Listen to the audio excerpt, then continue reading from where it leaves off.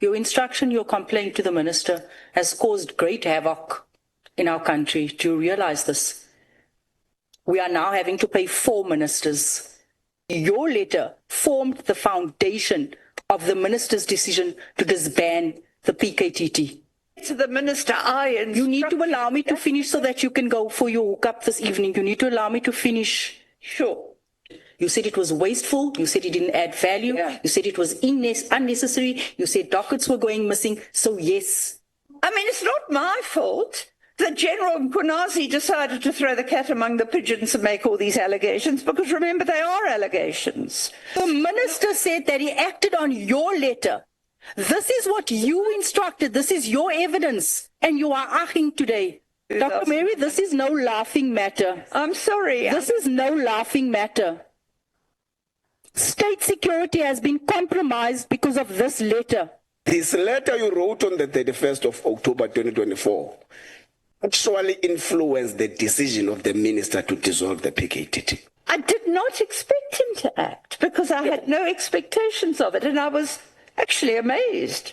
I mean, I don't know. And now I'm getting blamed for destabilizing South Africa. I mean, truly. I mean, no, it's not. I mean, that's what the Honourable James is saying. But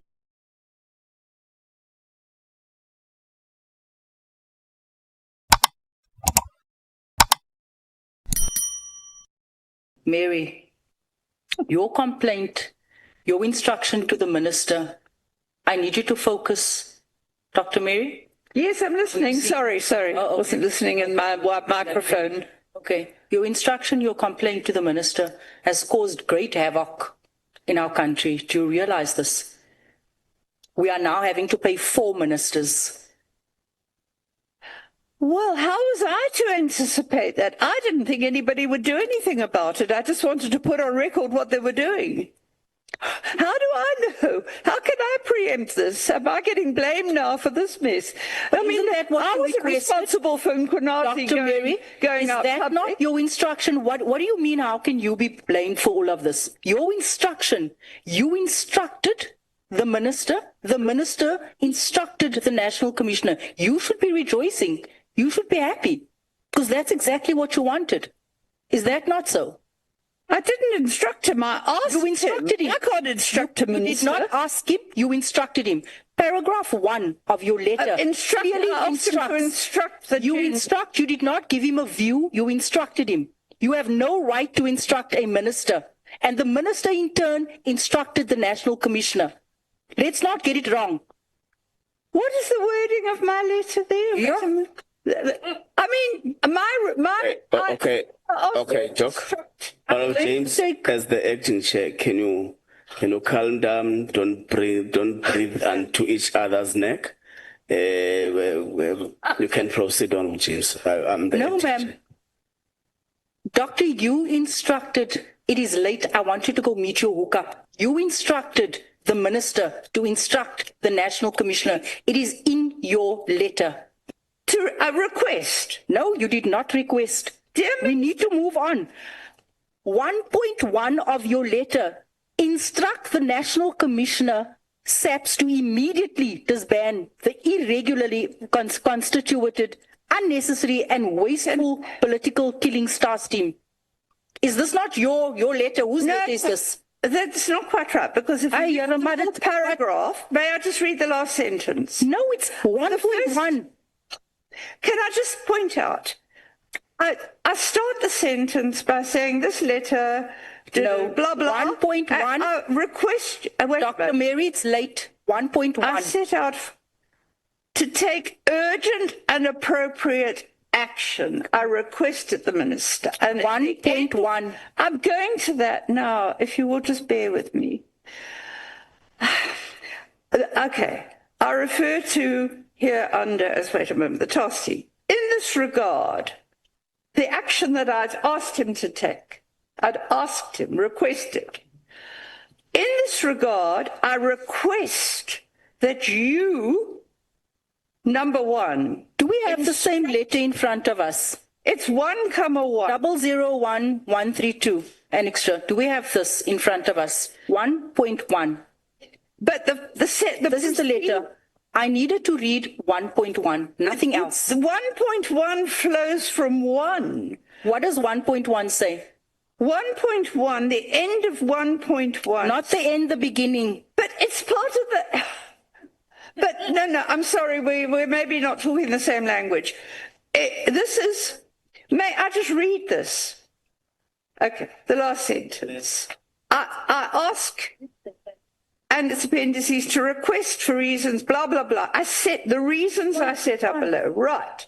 I carry on and I say, and the last 2 lines. Tell her to read that. Please just look at the last 2 lines of number 1. Okay, Doc. Doc, can you pause a little bit? In this regard, Doc. in regard to what I've just asked you, Doc. I request my time. that Doc. you... Doc, can you pause there? Okay, can you please pause there? Yeah, I request that you... But Doc, can you... instruct the National Commission. Doc, calm down. Please pause there. We are intervening because we see that you are not getting each other. Honorable James is referring to the letter you wrote to the minister on the 31st of October. Now she's referring you to a paragraph in the letter, which is 1.1. Can you read it yourself out loud? I can read it, but it's a 1.1 which follows directly from 1, the things I am requesting the minister to do. That is the meaning of... You can read 1 and read 1.1. Doc, you can read 1 and read 1.1, both of them. All right. Let me read the whole thing. This letter and its 3 appendices is to request that for reasons that I set out fully below, you take request that you take urgent and appropriate action to deal with the abuses and gross wastage of personal and financial resources by the irregularly constituted political killings task team. In this regard, I have in brackets, I refer to here under as the task team. Right. New sentence. In this regard, I request, I don't obstruct him, I request that you, 1.1, instruct the National Commissioner, SAPS, to immediately disband the irregularly constituted, unnecessary... Okay, stop there. Thank you. So Thank you. that's Thank the you. sentence. That's the sentence, yes. Yeah. You requested him to instruct. Yeah, I'm requesting... It's an instruction. You are saying that the minister must instruct the National Commissioner. I'm asking him to. I'm not instructing him to. I'm asking him to instruct the National Commission. Professor, when one reads your letter alongside the minister's directive, right, it becomes evident that your letter formed the foundation of the minister's decision. Right. It becomes evident that your letter formed the foundation of the minister's decision to disband the PKTT. You give 3 reasons in your letter, written the end of October. The minister writes end of December. You give 3 instructions. You give 3 instructions. Your first paragraph says immediately. The minister gives 3 instructions. In his letter, it also says immediately. Is that a coincidence? Look, You both give 3 instructions, both as immediately. Say to the minister, You need to allow me to finish so that you can go for your hookup this evening. You need to allow me to finish. Sure.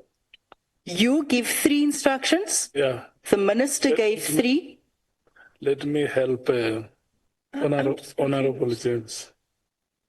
Yeah, How do I know what the minister's going to do? I can ask. I'm asking. I don't instruct him, I'm asking him. look at me. Yeah. Look at me. Honorable James is talking to. Okay, Yeah, all right. I'm trying to reply we can proceed. and Honorable James. clarify. That's what I'm trying to do. I can't answer your question about why the minister did it. I honestly can't, because I've never spoken to him about why he did it. And I'm getting the blame for it. I mean, it's just, I'd never have done it if I'd known. Quite frankly, I think it's... But it has precipitated some investigations. Look at it that way. Let me get back to my question. When one reads your letter alongside the minister's directive, it becomes evident that your letter formed the foundation of the minister's decision. Am I right? You both had 3 instructions. You both said immediately in there, it was 8 weeks apart. You should be rejoicing that your activism has finally paid off. Because this is what you wanted. You said it was wasteful. You said it didn't add value. Yeah. You said it was unnecessary. You said dockets were going missing. So yes. Look, as I said, I never anticipated this. I never thought a minister would act. I'm trying to guess why he did act, and I'm sure he wouldn't have only acted on what I said. I mean, it may have been the last straw that broke the proverbial camel's back. Well, we've been thinking about it, and yeah, if she's saying it, maybe I have to take it. I'm guessing. This is not a place, Doctor, this is not a place where you come and guess. Let me move on. General Kwanazi testified that there may have been a third force behind your letter. That there may have been a third force. How do you respond to that allegation? Well, you must define what he means by a third force, to start with. Do you think it's the fact that there are so many similarities between your letter and the minister's? Well, that's not a third force. What it's doing is suggesting I'm being motivated by something sinister. I mean, it's like saying we use the third force for all the covert apartheid agents. Are you trying to link me to that now? Is Mchunus? Well, he might do, because he was trained by quite a notorious public order policing, in fact, so notorious that he got taken out when he attempted a coup in Botswana. Maybe to come back now. On the brain. You need to come back. You need to come back now. No, I mean, that's insulting. no, Doctor. Wait. May we just simply respond to the question that Honorable James is asking? I don't know what Botswana is not one of our provinces or our districts. And as Parliament, we wish to pursue cooperation and harmonious relation with Botswana as one of the countries or our neighbors in SADC. So, yeah. Okay, Chair. I want to take you to paragraph 4 of the same letter that you wrote, right? Where you assert that General Khumalo was holding 2 positions, and that was a conflict of interest. Am I correct? This is in my statement, right? You actually also mentioned it earlier on, that he was holding 2 positions, it was conflict of interest, and it just wasn't right. It's never been done, it's never been heard of. That's what you said in your letter. I mean, I have complained about us holding 2 positions, because at that stage, when I wrote this letter initially, he was believed to have been running the task team, but although he wasn't running it physically, he was in operational response. He was managing it. He was managing it in terms of a project manager. But he was also then holding the position of head of crime intelligence. And that isn't, I've tried to explain why it's a conflict of interest, because both of them involve financial disbursements. And it has to be very clear to people that they're separated and there's no overlap between one lot of disbursements going to another. Dr. Mary, what would you say if I put it to you that that assertion was factually incorrect? He was not holding 2 positions. He had his position and he was deployed to head up the political killing task team. He was not holding 2 positions. You were misleading this House and you were misleading the public, saying that General Khumalo was holding 2 positions. He was not holding 2 positions. I was told that he was in operational response. There was a special task team set up to deal with the political killings, and he was deployed there as a result of his skill set He was to go and assist. he was deployed as a project manager, which That is doesn't running. mean he's holding two positions, ma'am. That does not mean he's holding two positions. De facto it is, because in both was handing money. Both He of them has, involved. on his letter of employment, he has one position. You cannot employ someone twice. What was he in his? No, you must tell me, because you said that it was unethical. You said there was conflict of interest. So you must tell us. I've told you And I'm putting it to you that you are factually incorrect. I was told initially that Told by who? by investigators in the task That was unit. misleading And you. by, actually, I think the other person who told me, well, the person who told me initially that they were going to move Khumalo out of operational response was on the parliamentary committee at the time, Philip Mchunus. And then the late Philip Mchunus, who was the EFF rep on the parliamentary committee before the 2019 elections, he was the one who told me that there was so much trouble in operational response, they thought he was going to be moved out. He wasn't. I was told that he remained in operational response and then was deployed as a project manager. And this came from someone who was in management at the time of the establishment of the task team, that he was actually structurally based in operational response, but he was deployed as project manager in the task team. And the project manager was the person who did the accommodation, the allowances and everything for the task team. Then he was appointed in the end of 2022 to be the head of crime intelligence. That's where the real conflict of interest comes in, that he's still the project manager and he's heading crime intelligence. It doesn't matter. As I said, he wasn't structurally there. I was told he was doing it while he was operational response. But he was, in fact, the project manager for crime intelligence. That was the official designation. I was told by a member of management at the time the team was established. I put it to you that they were misleading you. General Khumalo, and I'm going to say this for the last time, does not hold two positions. And we're going to leave it at that.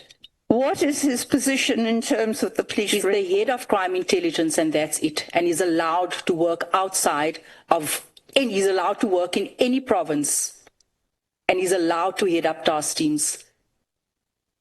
But he's allowed to lend his skill to any situation in this country that requires it. Are you talking about his crime intelligence position?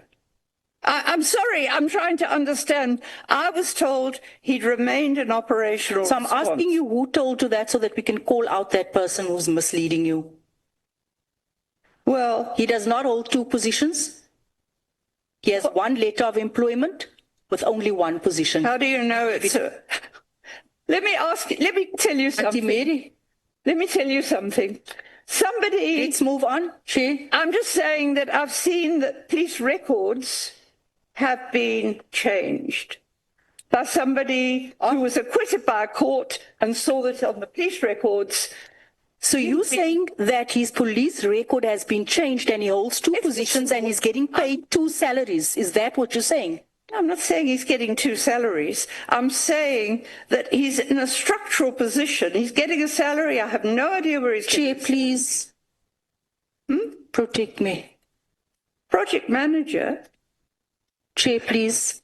Oh, Because you're going to tell me I'm breathing down the witness's neck. The witness is taking us on a wild goose chase here. nobody knows. No, let's wait. It's their word against. I'm telling you what I was told about the setup. Dr. De Haas. Yeah. Let's wait. She did not say project manager. She says, Chair, protect me. And you. No, I was just puzzled. I'm not saying you're wrong. I've Yeah, heard that. I want us to wait. Let's Yeah. wait. Let's wait. Let's wait. Chair, this is very serious, Dr. Mary. What I'm referencing here, your instruction to the Minister to instruct the National Commissioner, paragraph 4, your allegation that that General Kumalo holds 2 positions, and also in paragraph 9 of your letter, gross irregularity, use of national resources unheard of. All of these things based on hearsay. This is what your letter contains. Look, this is what your letter contains, and this is what the minister acted on. The minister said that he acted on your letter. This is what you instructed. This is your evidence, and you are arguing today. No, I mean, I reported in good faith what I got from credible sources. Kumalo was present with the task team, whatever his structural position was. Dr. Mary, we are meant to probe this letter. We are meant to probe what you put in this letter so that we can understand why you put it in here. That's what I'm trying to do. I'm referencing all your paragraphs in terms of your ask to the minister, and I'm putting it to you that it is incorrect. I'm saying to you that you cannot have a conventional response to unconventional patterns of crime unfolding in this country. You are saying it is unheard of. Everything that you have said here today goes back to the 80s. You are stuck in the 80s way of policing. I'm saying to you, we can have task teams. I'm saying to you that we can have national units deployed to provinces. I beg your pardon, I'm not stuck in the 80s. I'm stuck in what I learned about policing in the 90s and how you dealt with task teams.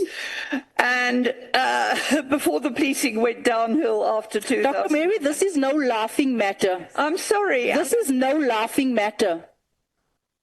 State security has been compromised because of this letter. We are having to pay 4 ministers.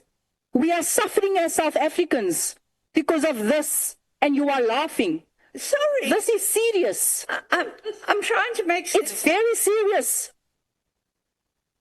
Don't let me get started about the Cape Flats and our children that's on drugs. And you giving this minister this letter. But, I mean, it's not my fault that General Mchunus decided to throw the cat among the pigeons and make all these allegations, because remember, they are allegations. And when I wrote this letter, everyone was telling me that Kumalo was handling the task team stuff. Right. The crime intelligence people were alleging that they had no money because it was going to the task team. I'm not able to look and verify police records. You know, you're not even able to verify the content of your own letter. What else? You're not able to about verify your sources. You're not able to verify anything in here. And I'm going to leave it at that. You have misled even the minister, but you have proven to us who he really is. That you can actually mislead and guide him into taking incorrect decisions. Thank you, Chair. Okay. Thank you so much. Did you still have something to say? Not really, because I stand by I did not instruct the minister, I requested him. I want to emphasize that. I can't help what he did with the letter, any more than I can help whatever anybody else has done with the letter. But I take exception to my being blamed for state security. I can tell you there's so many sinister things going on in our province that's where you should be worried about. Honorable Ngola. Thank you very much, Chair. Just one follow-up on what Honorable James was trying to lead. Doc, we've got your letter of the 31st of October 2024. And paragraph 1.1 of that letter reads as follows. I request that you instruct the National Commissioner, SAPS, to immediately disband the irregular, constituted, unnecessary and wasteful political killings task team and send its investigators back to the detective units established provincial and national in terms of the SAPS legislation. Yeah. Now, this letter is of the 31st of October. The letter of the 31st of December by the minister uses the same terminology of disband immediately, that which you used in your letter on the 31st of October. Wait. 2. The minister is on record here saying part of the plan is to take those that were in all the information or the work that was done by the PKTT to the murder and robbery unit, which is what you are saying in paragraph 1.1. 3, the minister is on record saying part of the basic reasons they to dissolve the PKTT is on the basis of the expenditure, which is what you are raising in your paragraph 1.1. So do you think that this letter you wrote on the 31st of October 2024 actually influenced the decision of the minister to dissolve the PKTT? I don't have any evidence. Before you respond, Sorry. Number 5, on the sworn statement of the minister on page 23, he also uses the words that you have used, that the PKTT was irregularly constituted. Yeah. No, I've said that. I've said that all along, that it was irregularly constituted if it wasn't having a clear line of reporting line with people in relative positions able to evaluate the detectives. And I think when I didn't say murder and robbery, I mean, they had come, a lot of those members had come from stations all over the country, and they weren't even necessarily detectives. Those that were detectives should be going back to where they were based as detectives, and those that were not were in the provincial teams. We had 2 different provincial teams, and they should go back to the provincial. That's all I was asking. I didn't stipulate where they should go. No, Doc, you are not answering. No. 31st October. You write a letter using a certain terminology or wording. 31st December, the minister writes a letter using the same wording. Last month, the minister appeared here, and in his testimony, he is using the same wording. Now we're saying, did your letter of the 31st of October influence the decision of the political killings task team? Well, I can't say yes or no because I don't know. All I know is it presumably influenced him, but I don't know if it was I can't say it's the only reason he did it, because it seems that he'd been looking at finances, from what I recall, before that. I mean, I don't know. And now I'm getting blamed for destabilizing South Africa. I mean, truly. No, it's not. I mean, that's what the Honourable James is saying. But they're not apportioning the blame. They are asking questions for you just to respond. I'm trying. Yeah, Okay. yeah. I've responded as well as I can. No, yeah. She says she has given her best try, Honourable Ngola. Can we, before we take the Chief Whip, go to Honourable Nomvalo, and the last will be Honourable Skosana? Yeah, no, thanks, Chair. Chair, I think I understand the frustration of Honourable James in this context. And I really find it unconventional that a witness will come here and be extremely evasive, even when we perpetually try to persuade her to a particular direction which is correct. But Chair, I just want to get this confirmation from Dr.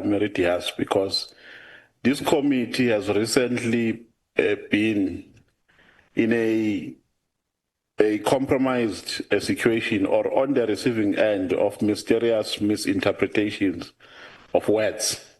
Recently, we've been told here that immediately doesn't mean now. Now, in this letter, dated the 31st of October 2024. On paragraph 1.1, I just want us to deal with 4 words. You say, I instruct the National Commissioner. Wait. You are saying? I request that you instruct. Yes. Open quote, you are saying, I instruct the National Commissioner, SAPS, to immediately disband, close quote. So, do you mean that when you say... It's not I, it's number 1. It's one. It's number 1, then it says... Okay, no. Okay, it starts there at the top by saying, I request that you instruct the National Commissioner, meaning you are requesting the minister to instruct the National Commissioner. Is his role. He has to guide and instruct the national. Now, when you say to instruct, do you mean, because you are saying he must instruct him to disband immediately? Now, the question by Honorable James is that immediately after this letter, a letter was issued on the 31st of December, executing exactly what you have requested. So it means that your request was executed accordingly, with no deviation. It's too much of a coincidence. I mean, do you disagree with that? It's certainly a coincidence, and all I'm disagreeing with is saying I cannot account. He obviously thought I was making a credible... We know, Doc, you can't, but from an objective point of view, just be objective and stop being evasive. It's too much of a coincidence that you can write a letter to the minister requesting him to instruct, and he does exactly the same. The fact that he is quoting me suggests it, but there's a principle in research that if 2 events happen at the same time, there's a correlation and not necessarily a causal relationship. But, I mean, if he's saying that I influenced him, then I can't dispute it. But what I don't know is what other information he may have heard that kind of what I said, I don't know. No, at least because, look, you can't just write letters with no intention of seeing those letters being implemented, unless you have an appetite of writing letters, as if you are writing music books. This is a letter requesting the minister to take a particular executive action. Yes. And that executive action was executed accordingly. And the minister at least was honest to the people of South Africa and to us as members of parliament, because he considered to that reality. He said the reason why he implemented that was because of a pressure that he got from members of the public. And that pressure included your persuasion to disband the PKTT. Now, why is it so difficult, ma'am? We are not going to lose anything if you concede to that fact, to a reality that your letter influenced the decision of the minister. I'm not disputing that. Yes. Saying I don't know what else he took into consideration. But it was part of factors which influenced his decision on the 31st of December. Yes, I mean, exactly. And I can't... Then what is a problem here? What is the problem? No, let's pass the microphone. Yeah. Oh, thank you very much. But I mean, I'm not disputing that he's saying it. Thank you. You have considered to. Yes. Yeah. Honorable Skosan. Thank you, Chair. You know, I think this was raised earlier, but I want to make a follow-up on Honorable James, because I've raised that earlier, Chair, that in paragraph 15, Ms. Haas, you said that you expected the minister to do nothing. You remember that? Yes. In paragraph 16, you expressed shock that he acted decisively and disbanded the PKTT. Now, my follow-up on that will be, how do you reconcile portraying him as both unresponsive and decisive? I mean, that's a contradiction. Let me explain. I've done a lot of lobbying of people in government and got nowhere. Okay. And the last minister had been running around acting like the National Commissioner himself. I did not have big expectations that a minister would act. Basically, I mean, he's a very different operator to the last minister, as I said, based on what I recollect. He was not the person running around and doing things for, running the police himself.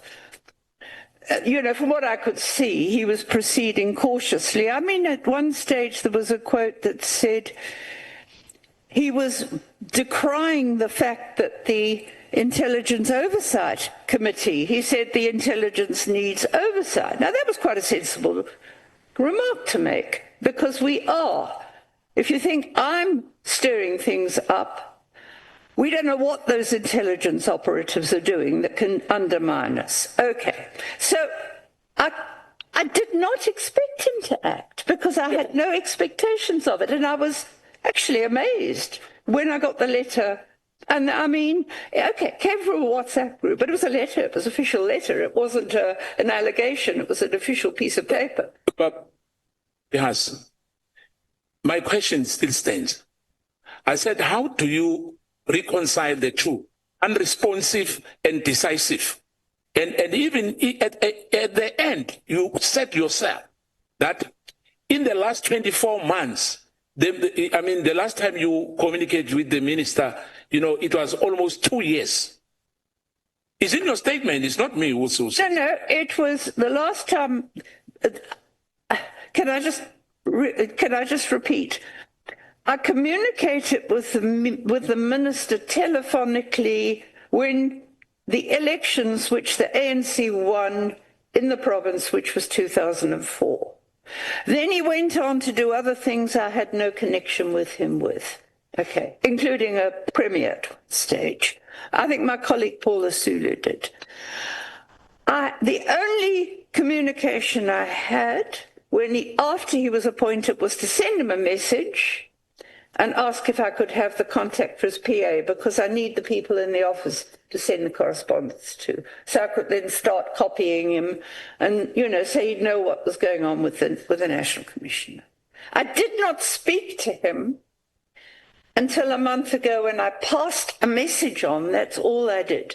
Now, you are telling me, as I understand it, that I'm not giving you enough information. The only information I have explained that I cannot give is the identities of people who give me information in confidence, and that they are largely police members. Thank you, Chair, because I guess that the answer is again evasive, but the witness as well.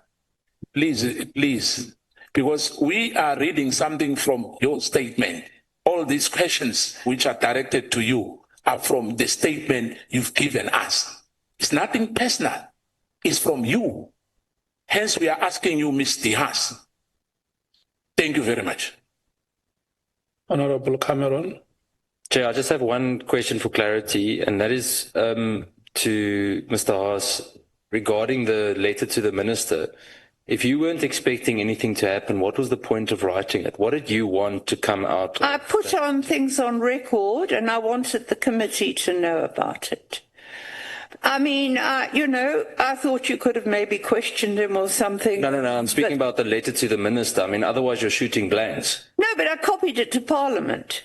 No, but the point, that's what I'm asking you. Yeah. Why did you send it to the minister? What was the point of you sending it to the minister? What did you want out of it? I was checking him out. He was a new minister, and I was wondering, but I thought, well, they never are, so he probably won't be. But we'll copy to Parliament, because if he doesn't, maybe Parliament can question him about it. That was my motive. Thanks, Chair. Yeah, but Cameron, why aren't you concluding it? Because Dr. De Haas,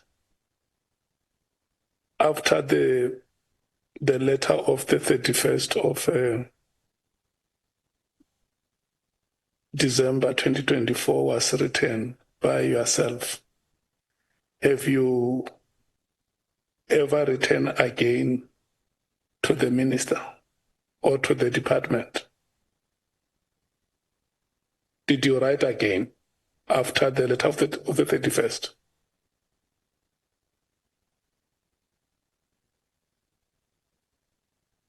Oh, sorry, me. Yes. Oh, sorry. Yes, I did. I wrote to To the police commissioner. well, whatever I sent to you. Yeah. I wrote and I copied to Parliament that that the task team was still operating. No, yes, Yeah. I'm saying after that letter of the 31st. Yes, I did. Which letter did you write? I wrote letters that I did forward. I think I was asked to forward all what I had, and I had written after the disbandment. I had written to I can't remember the dates. Though. But you To the Masemola, I'd written to the. I copied to the minister. I copied to Parliament. I think. the letter which you wrote to Masemola. Yeah. You were not advising or requesting him. What were you asking him in that letter? I was notifying him, or I was complaining to Masemola about the fact, and I was copying to him. Yeah. So he would know it, basically, and I copied, I think, to Parliament. What were you complaining about? That the task team was still operating despite the official disbandment. When it has been disbanded? Yeah. You wrote to the minister and say disband. I request you to disband. I'm just following up on what Honorable Cameron asked you to say. When you wrote to the minister, what was the purpose of your writing? Then you wrote, and then you responded to say, no, I just wanted to make him aware and to check him since he was a new minister in office. Look. But then later in the new year, 2025, you then wrote to the police commissioner to complain that why do we still have the PKTT when there is a letter of the 31st of December which instructed you to disband? I did. You did that? I did. I think I did. I haven't got the dates with me. I don't know if they're here. But I definitely wrote, because at one stage I wrote to him and I pointed out that they were abusing people in court. Yeah.